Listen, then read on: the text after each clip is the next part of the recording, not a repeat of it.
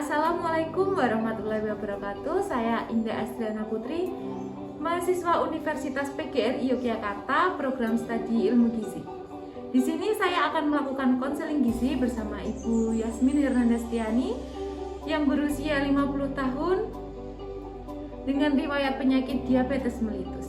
Sebelum saya konseling, saya di sini menggunakan beberapa alat bantu yang berupa alat tulis. Lalu saya menggunakan leaflet hipertensi. Setelah itu saya menggunakan food model, ada gelas, ada contoh buah, ada contoh porsi sayur, dan yang terakhir ada contoh porsi nasi. Baik. Setelah ini saya akan melakukan konseling gizi bersama Ibu Yasmin Hernandastiani. Ditunggu ya. Selamat pagi, Bu. Pagi, Mbak. Perkenalkan, saya Indah Astriana Putri, mahasiswa gizi dari Universitas PGRI Yogyakarta. Di sini saya ditugaskan untuk melakukan konseling gizi kepada Ibu. Sebelum saya mulai, saya akan memastikan data-data di sini sesuai ya, Bu. Apa betul saya berbicara dengan Ibu Yasmin Hernandastiani? Betul. Usia 50 tahun. Betul. Baik, saya akan bertanya perihal sakit Ibu ini. Mohon dijawab dengan jujur dan apa adanya ya, Bu. Ya. Agar pemeriksaan akurat dan nanti data ini akan saya jaga kerahasiaannya. Selanjutnya, berdasarkan data dari dokter spesialis penyakit dalam, di sini terlampir berat badan Ibu 70 kilo ya. Iya. Berat untuk tinggi badan 155 cm. Benar. Dengan riwayat diabetes selama 3 tahun, apakah benar, Bu? Benar, Mbak. Oke. Apakah ada penurunan berat badan selama jangka waktu 1 sampai 2 bulan terakhir, Bu? Ada. Berapa kilo? 8 kilo. 8 kilo ya, Bu. Kemudian riwayat buang air kecil dan buang air besar Ibu bagaimana? Normal. Normal ya, Bu. Apakah Ibu merokok? Tidak. Apakah Ibu mengkonsumsi kopi? Tidak. Apakah Ibu mengkonsumsi soda? Iya, tapi kadang-kadang. Oke. Sekitar berapa botol setiap minum, Bu? 1 botol Fanta, itu pun kalau weekend. Oke. Kalau gorengan, apakah Ibu sering mengkonsumsi? Iya, setiap hari, setiap makan. Berapa potong, Bu, tiap makan gorengan? Minimal 2 potong. 2 potong, Bu. Untuk kebiasaan makan tiap hari bagaimana, Bu? Tidak teratur. Tidak teratur. Sehari biasanya berapa kali? 2-3 kali. 2-3 kali makan ya. Jam berapa, Bu, kira-kira? Sarapan kadang-kadang jam 12, terus sebelum tidur. Sebelum tidur. Oke, baik. Itu semua nyemil gorengan ya, Bu? Iya. Maka dari itu nanti saya akan bantu untuk mengatur pola makan ya, Bu. Karena dengan pola makan yang tidak teratur seperti ini, pada ibu yang mempunyai penyakit diabetes itu mengakibatkan kadar gula darahnya tinggi, Bu. Meskipun ibu selama ini mengkonsumsi obat secara rutin, itu nanti berpengaruh ya, Bu, kalau pola makannya tidak teratur. Iya.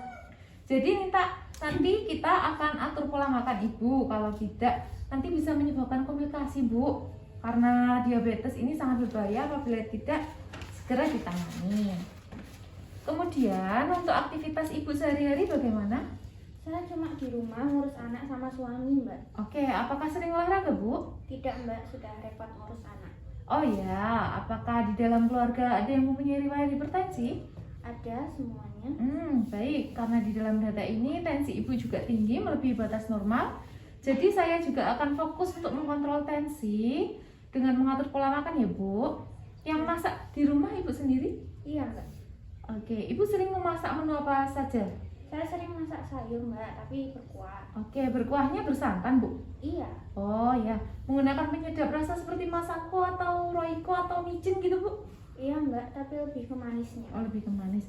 Untuk riwayat minum ibu bagaimana minum air putihnya? Jarang banget, Mbak. Oh, jarang. Yang paling sering diminum apa, Bu? Teh manis sama teh botol. Oke, baik. Kalau untuk istirahatnya berapa jam sehari? Cuma kalau malam, Mbak, sekitar 5 jam. 5 jam, oh gitu. Jadi begini, Bu, nanti saya akan atur pola makannya. Yang paling penting itu nomor 1. Untuk diabetes itu harus makan yang teratur, Bu. Ada 3 kali makan besar dan 2 kali snack ya. Tujuannya apa? Agar fluktuasi kadar insulin di dalam darahnya jadi stabil, sehingga kadar gula ibu itu juga normal. Lalu ditambah dengan pengobatan dan jangan lupa aktivitas fisik Bu. Tidak harus yang berat-berat. Mulai olahraga yang ringan dulu minimal 30 menit per hari. Di sini saya juga akan memberi Ibu leaflet tentang hipertensi. Ibu bisa baca-baca di sini, sudah lengkap isinya, bisa dipahami dan bisa pelan-pelan untuk diterapkan ya Bu. Baik Mbak. Selanjutnya, tidak hanya aktivitas fisik saja ya Bu, untuk makanannya juga harus diperhatikan. Sebaiknya dihindari yang manis-manis, berminyak atau bersantan, pemakaian penyedap rasa, apalagi garam yang harus diperhatikan Bu. Dan yang paling utama itu porsi makan Bu. Yang penting teratur, perbanyak buah, sayuran, dan air putih minimal 8 gelas segini Bu. Per hari ya Bu, minimal 8 gelas. Baik. Dikurangi atau berhenti dulu minum manis-manisnya. Selanjutnya saya akan menyarankan Ibu untuk pola makan 3 kali makan pokok dan 2 kali makan makanan ringan seperti snack. Dalam proses 3 kali makanan pokok ini harus mengandung komposisi gizi yang seimbang Bu. Nah jangan khawatir Bu, nanti saya akan takar sesuai dengan berat badan Ibu, paling tidak sekitar untuk nasi 100 gram Bu, segini Bu sekali makan, 1 porsinya. Nah, untuk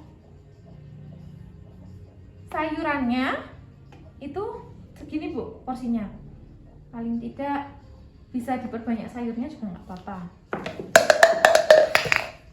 Dan jangan lupa protein nabati dan hewaninya ya Bu. Iya. Tidak harus yang mahal-mahal untuk protein hewani atau nabatinya.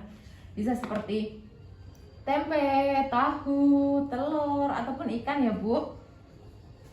Untuk snacknya sendiri harus mengandung serat dan antioksidan Bu. Hindari yang manis-manis ya Bu, kecuali buah-buahan. Kalau buah misalnya pisang, jeruk, pepaya, dan lain-lain yang ada di sekitar saja Bu. Tidak harus yang mahal-mahal ya Bu. Ya Mbak. Baik. Sampai di sini ada pertanyaan Bu? Sementara tidak ada Mbak. Oke, nanti saya akan bawakan rancangan menu makanan untuk 1 bulan beserta jam-jamnya. Untuk porsinya seperti yang sudah saya tunjukkan ini ya Bu. Iya. Nah, semua data ini akan saya masukkan dalam rekam medis Bu. Untuk pertemuan selanjutnya, bagaimana kalau kita sepakati di tanggal 23 Agustus mendatang Bu? Baik Mbak. Oke.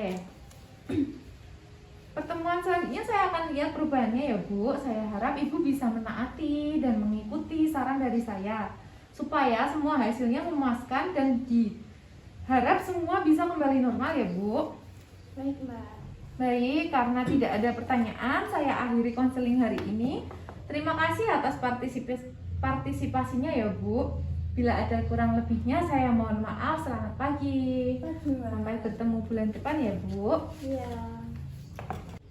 Sekian video konseling gizi bersama Ibu Yasmin Hernanda Astiani. Semoga video ini dapat bermanfaat buat teman-teman semuanya. Saya Indah Astiana Putri pamit undur diri dan sampai jumpa di video selanjutnya.